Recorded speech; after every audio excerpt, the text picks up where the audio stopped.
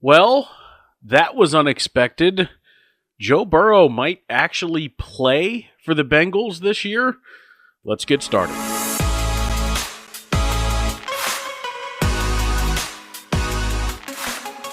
Hi, hello, and welcome in to the Ball Don't Lie podcast, episode number 161. My name's Austin Elmore, and I am your host. Let's get right to it.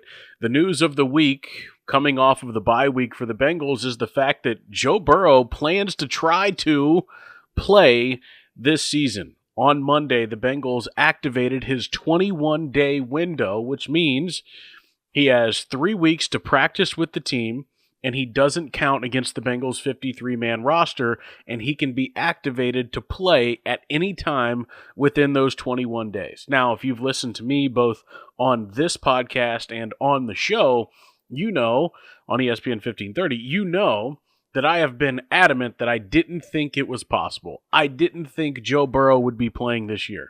And the reason I felt that way was all the data and all the information and all the stuff that I read and the people that I talked to about the severity and the fickle nature of a turf toe injury and how difficult that can be to come back from.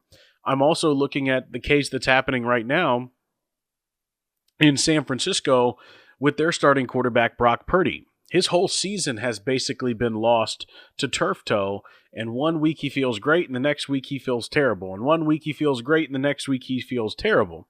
I've started to wonder, though, is a injury like Joe's, where it's a grade 3, a turf toe injury so severe that it requires surgery, is that actually a better injury than having to wait for it to heal and do rehab and just it never actually feels like itself?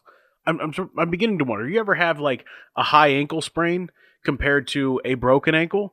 You would much rather have a broken ankle, especially if you're somebody who's trying to come back and play sports. So I'm wondering if it's that type of injury, but either way, I'm shocked by this. I did not expect the Bengals to open up that 21-day window. I especially didn't expect them to open up that 21-day window on the 10th of November, which means that window really goes right up against Thanksgiving. The Bengals, of course, play on Thanksgiving night in Baltimore against the Baltimore Ravens. That'll be their first matchup with Baltimore this season. Now, if you rewind to when Burrow originally got hurt, the optimistic timeline, and I quote, optimistic timeline, was that he could be back by mid-December. And a lot of people were talking about that potential Buffalo game as the idea, as the target date as a game that Joe could potentially come back. And of course, that really only meant he would come back if they were in the playoffs or if they were in the playoff hunt. And so that's what surprises me a little bit about this announcement, because the Bengals are 3-6. They just came off of 2 gut punch losses to the New York Jets and the Chicago Bears. Now, let's pause for a moment and think, had the Bengals won those games like they were supposed to, beat the Jets, beat the Bears, and you're 5-4 at the bye week, and then you get this news about Joe Burrow, well, you're on top of the world. You're feeling like, okay, AFC's wide open, AFC North is wide open. We have an opportunity here with Joe Burrow.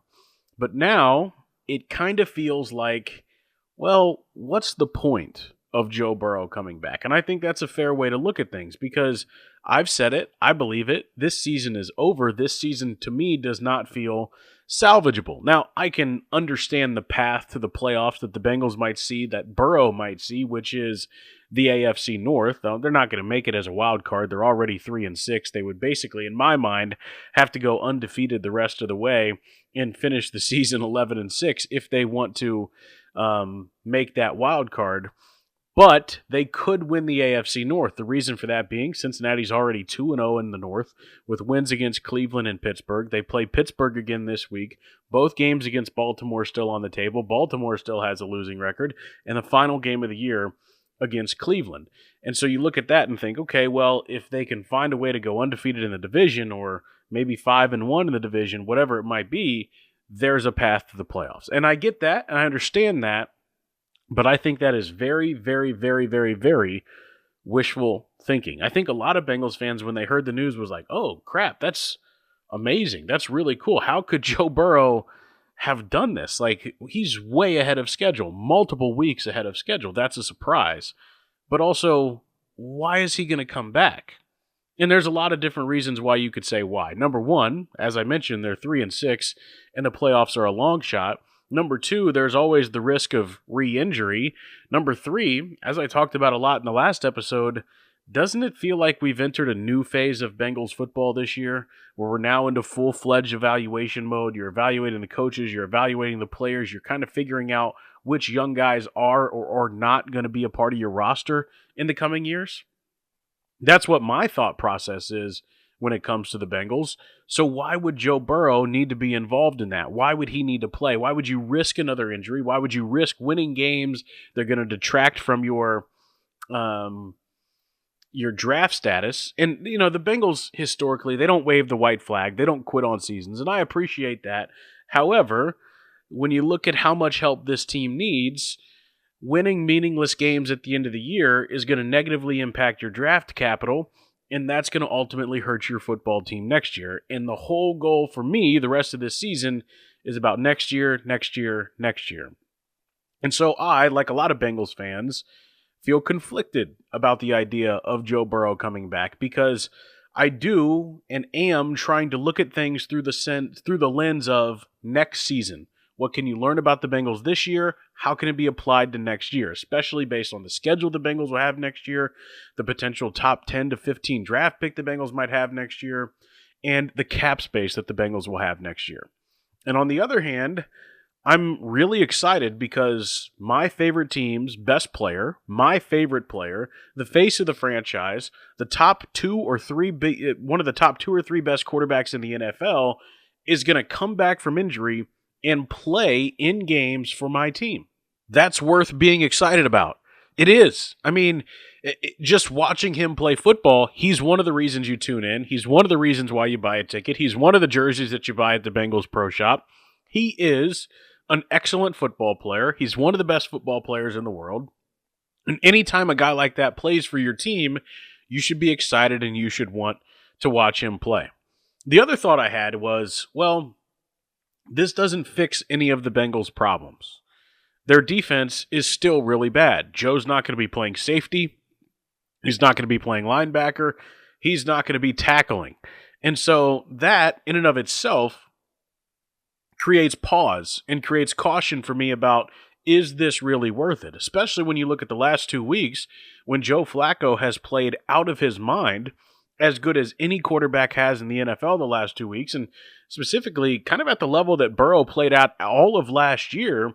You look at the way Flacco has performed, and you're saying, even if he performs that well, even with an efficient running game, even with an offensive line that's protecting, it hasn't worked. It has been pointless.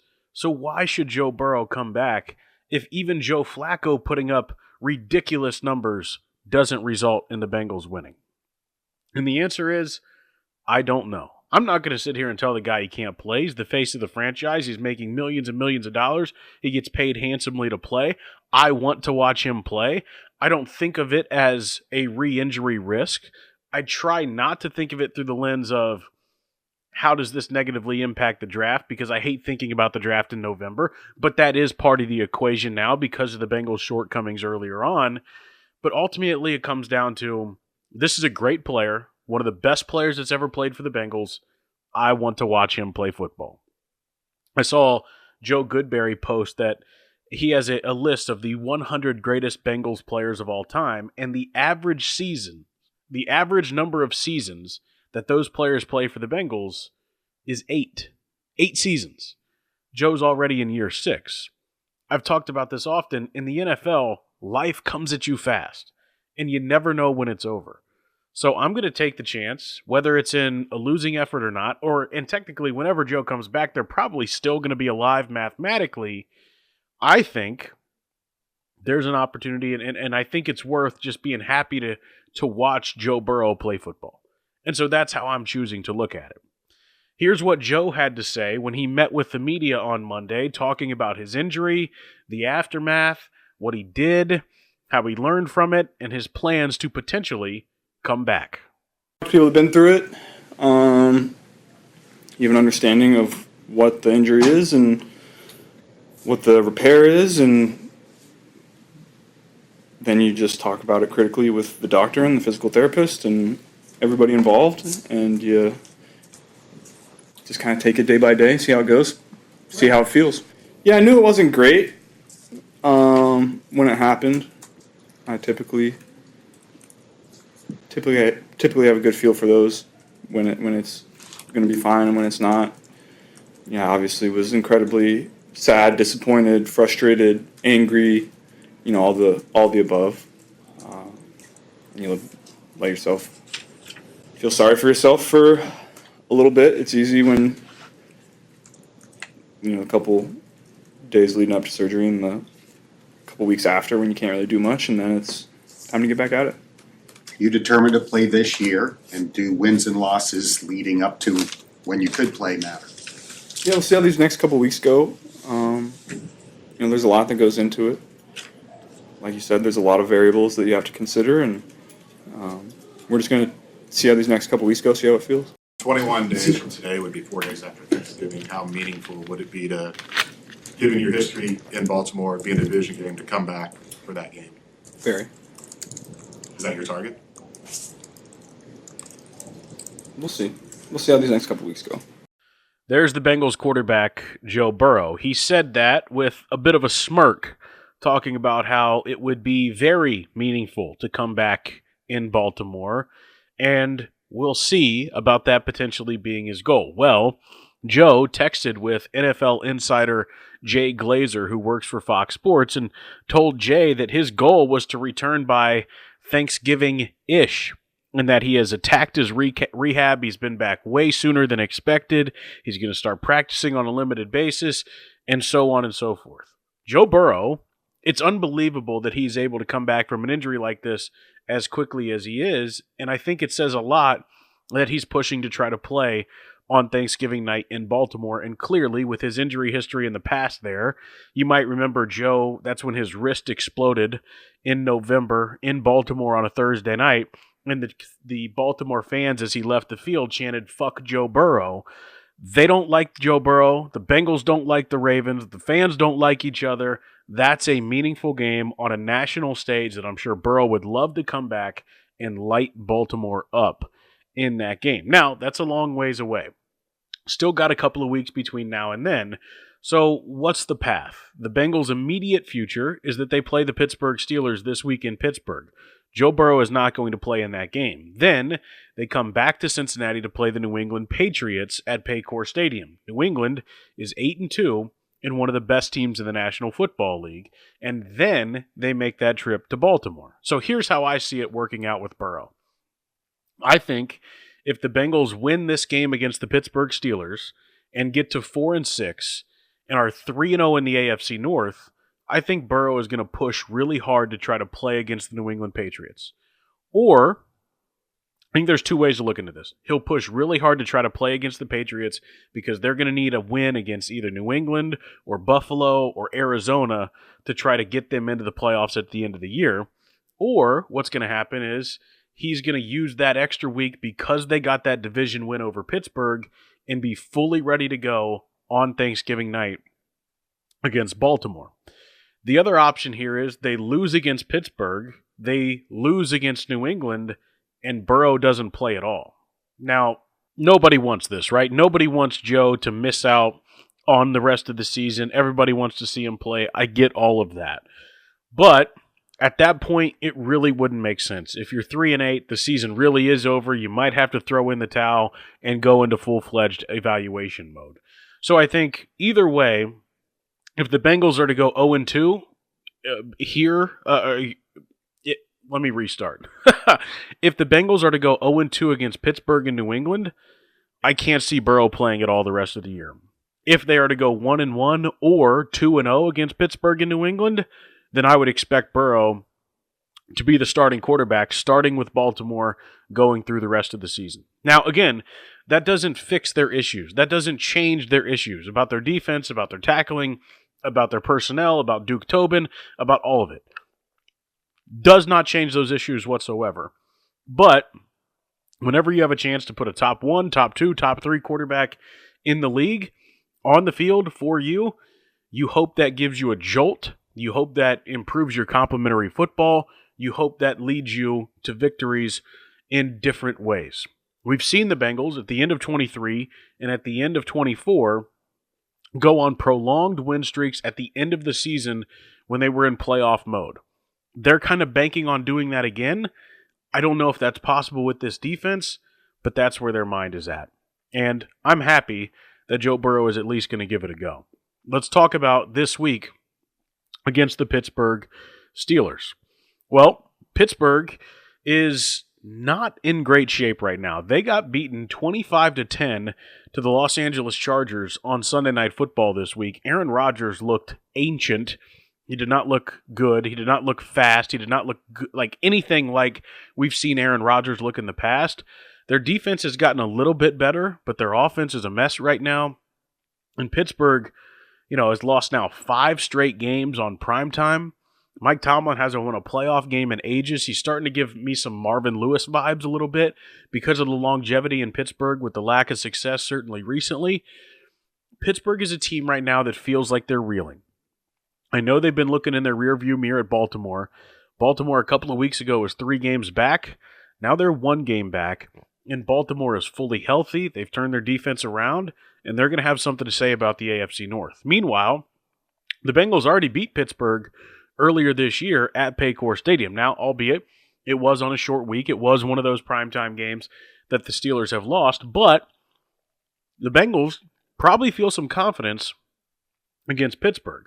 And coming out of the bye week, you would feel like they're rested, you would feel like they're relatively healthy and ready to go. The problem is the Bengals aren't relatively healthy. Trey Hendrickson is going to be doubtful for this game, still dealing with that hip or back or knee or whatever it is injury that he's just kind of been beat up with so far this season. So Zach Taylor already said, basically, Trey Hendrickson's not going to play in this game. Shamar Stewart, he might be in the same situation.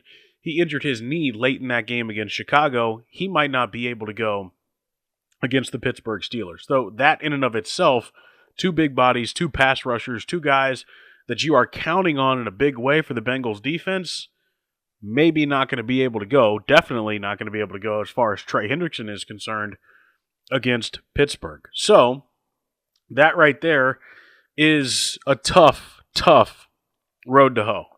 But you hope that maybe, just maybe, the Bengals are able to find some magic in Pittsburgh. Another thing to keep an eye on with Pittsburgh, there is a game there at Acrisure Stadium, formerly Heinz Field, on Saturday night. Pitt is hosting Notre Dame at Acrisure Stadium. It's going to be 55, 60 degrees, whatever it might be, cloudy. Forecast for Saturday, it's okay, it's fine. But you're going to be playing a college football game on that field Saturday, and then an NFL game on that field just a few hours later on Sunday. And the reports, the weather forecast for Sunday morning is that it's going to be rainy and cool and misty and just kind of ugly and nasty on Sunday morning in Pittsburgh. So, a couple of the field getting beat up by Notre Dame and Pitt Saturday night, in a field that already has terrible conditions and is constantly complained about across the NFL. The Steelers were just complaining about their own field a couple of weeks ago. You're going to have 2 games on it in a matter of 18 hours, plus a little bit of rainfall. That could have an effect on the game. It could make things a little bit messy. Maybe it plays into the Bengals' hands a little bit on defense to help slow Pittsburgh down and perhaps make tackling a little bit easier. I don't know. But either way, I feel like that's a positive for the Bengals and something to keep note of. Whether or not it's a positive, who knows, but something noteworthy ahead of the Bengals and the Steelers on Sunday.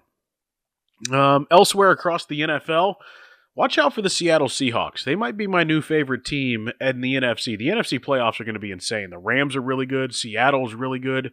Philadelphia keeps finding ways to win. Green Bay has some problems, but their defense is still sensational. San Francisco's schedule eases up in the next couple of weeks. Detroit is still very, very good. Chicago has turned into a fun team. The NFC playoffs are going to be absolutely awesome. One final note on the AFC North. Paul DePodesta is leaving the Cleveland Browns to become the head of baseball operations for the Colorado Rockies. Now, you might remember the movie Moneyball. Paul DePodesta was played by Jonah Hill in that movie. He was the right-hand man to Brad Pitt's character, which was Billy Beane, the GM of the Oakland Athletics. Well, Paul DePodesta grew up in baseball and made his mark on baseball, and about 10 years ago was hired by the Cleveland Browns. He was the one who signed off on Kevin Stefanski and Andrew Barry and the Deshaun Watson contract.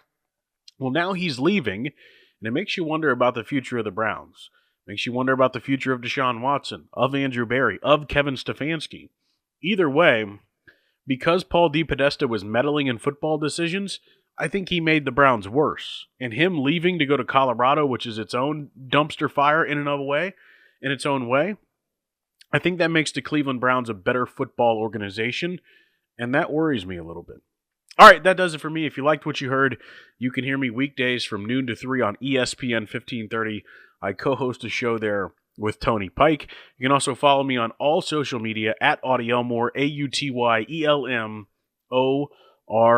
Thank you so much for listening, and we'll see you again next week for episode number 162. By the way, the last episode, number 160, the one for the Bengals loss to the Bears, that was my most listened to episode ever, and that's really cool. And I really appreciate it.